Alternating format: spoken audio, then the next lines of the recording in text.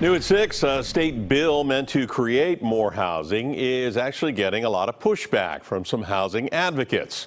KPIX 5 Susie Steimle on why they say it'll further marginalize low-income residents.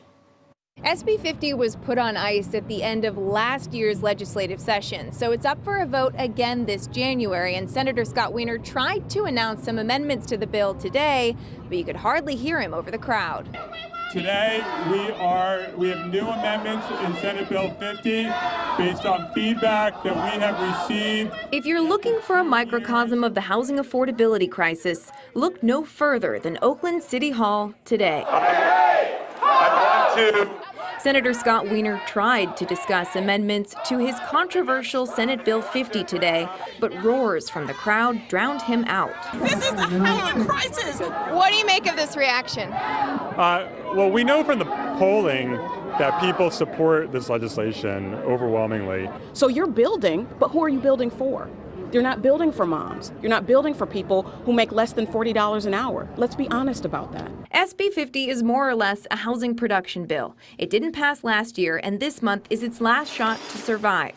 SB 50 would increase the number of apartments built near transit hubs. Single-family homes could be turned into fourplexes, and apartment complexes near transit lines could grow taller.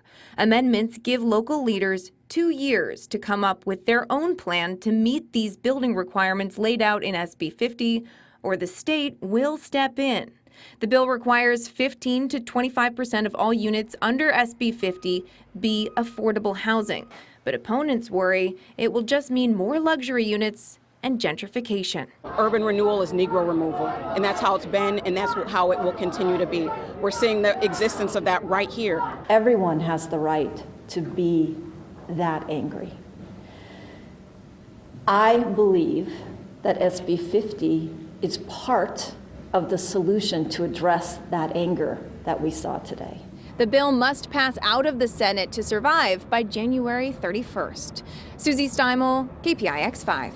Senator Scott Wiener represents San Francisco, but he chose to hold today's event in Oakland. Susie Steimle talks with San Francisco supervisors about that decision and takes a little closer look at SB 50 tomorrow night on Project Home.